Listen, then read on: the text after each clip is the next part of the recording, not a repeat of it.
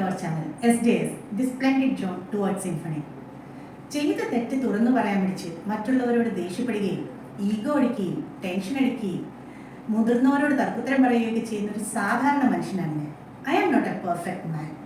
പക്ഷേ ഇതൊക്കെ ചെയ്യുന്നത് എനിക്ക് ഇതൊക്കെ ചെയ്യാൻ ഏറ്റവും സ്വാതന്ത്ര്യമുണ്ടെന്ന് ഞാൻ കരുതുന്ന ഒരിടത്താണ്, അറ്റ് മൈ ഹോം. അവിടെ ആരും എന്നോട് ഞാനൊരു തെറ്റ് ചെയ്താൽ ദേഷ്യപ്പെടുകയില്ല, അവരെന്നെ പരിഹസിക്കുകയുമില്ല. ഞാൻ ചെയ്ത തെറ്റ് തിരുത്തി അവരെന്നെ നേർവഴിക്ക് നയിക്കും. ഹോം എന്ന സിനിമയിൽ ശ്രീനാഥ് ഭാസി ചെയ്ത ആന്റണി ഒളിവർ ട്വിസ്റ്റ് എന്ന കഥാപാത്രം പറയുന്നത് പോലെ നമ്മൾ നമ്മുടെ വീട്ടിൽ നമ്മളാവാറുണ്ടോ, അല്ലെങ്കിൽ എപ്പോഴെങ്കിലുമൊക്കെ ഞാനായി തന്നെ പെരുമാറാറുണ്ടോ? ബീയിങ് റിയൽ എന്ന് പറഞ്ഞാൽ ശരിക്കും എന്താണ്? Being honest to yourself, acting according to your values, bringing full self to your all interactions.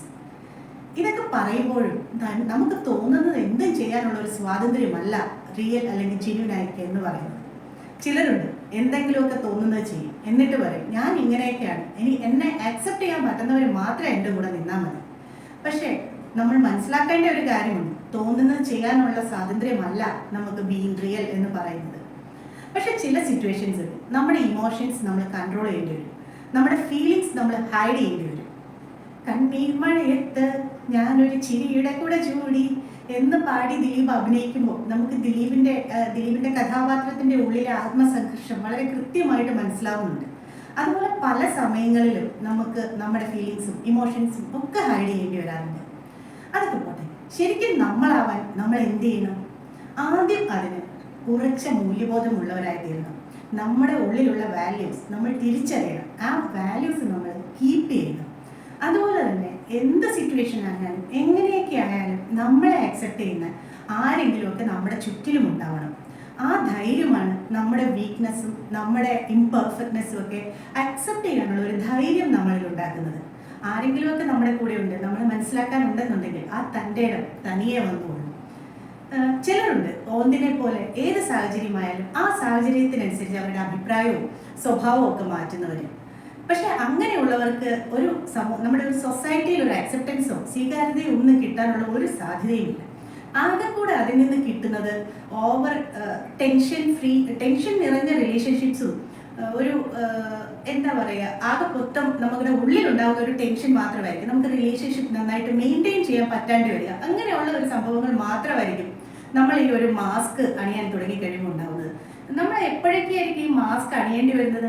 മറ്റുള്ളവർ നമ്മളെക്കുറിച്ച് എന്ത് ചിന്തിക്കും എന്ന് നമ്മൾ ചിന്തിക്കുന്നിടത്താണ്, അല്ലെങ്കിൽ അവർ നമ്മളെ എങ്ങനെ ജഡ്ജ് ചെയ്യും, അല്ലെങ്കിൽ നമ്മൾ അവരെ എങ്ങനെ കൺസിഡർ ചെയ്യും, അങ്ങനെയൊക്കെ തോന്നുന്നിടത്താണ് നമ്മളല്ലാതെ ബിഹേവ് ചെയ്യാൻ ശ്രമിക്കുന്നത്. പക്ഷേ നമ്മളാവാൻ തീരുമാനിച്ചാലോ എന്ത് ഗുണങ്ങളായിരിക്കും നമുക്ക് അതിൽ നിന്ന് കിട്ടുക? ഏറ്റവും കൂടുതൽ നല്ല റിലേഷൻസ് നമുക്ക് മെയിൻറ്റെയിൻ ചെയ്യാൻ പറ്റും. നമുക്ക് ഒരുപാട് റിലേഷൻസ് ചിലപ്പോൾ കാണില്ലായിരിക്കാം, പക്ഷെ നമ്മുടെ കൂടെ ഉള്ളവർ അവർ എന്ത് ബുദ്ധിമുട്ടുണ്ടായാലും ഏത് സാഹചര്യത്തിലായാലും നമ്മുടെ കൂടെ ഉണ്ടാവും.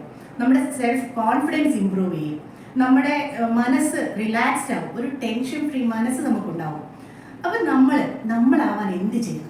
അതിനാദ്യം വേണ്ടത് സെൽഫ് അക്സെപ്റ്റൻസ് ആണ്. ആദ്യമല്ല അവസാനത്തേതും ആദ്യത്തേതും ഒക്കെ വേണ്ടത് സെൽഫ് അക്സെപ്റ്റൻസ് ആണ്. നമ്മുടെ ബലഹീനതകളും നമ്മുടെ ഇംപെർഫെക്റ്റ്നെസ്സും ഒക്കെ നമ്മൾ അംഗീകരിക്കണം. നമ്മുടെ ഉള്ളിലുള്ള ഭയം അത് എവിടെ നിന്ന് വരുന്നു, അതിൻ്റെ സോഴ്സ് എവിടെയാണ്, അത് നമ്മൾ മനസ്സിലാക്കാൻ ശ്രമിക്കണം. അത് നമുക്ക് ഒറ്റയടിക്ക് ഒഴിവാക്കാൻ പറ്റില്ല. അപ്പം സ്റ്റെപ്പായിട്ട് അതെങ്ങനെ ആ ഭയം നമ്മുടെ ഉള്ളിൽ നിന്ന് മാറ്റാം എന്ന് നമ്മൾ ചിന്തിക്കണം. അപ്പം നമ്മളാവാൻ തീരുമാനിച്ചാൽ അക്സെപ്റ്റൻസും സക്സസും ഓതന്റിസിറ്റിയും ഒക്കെ തനിയെ വന്നോളൂ. So B real. Thank you.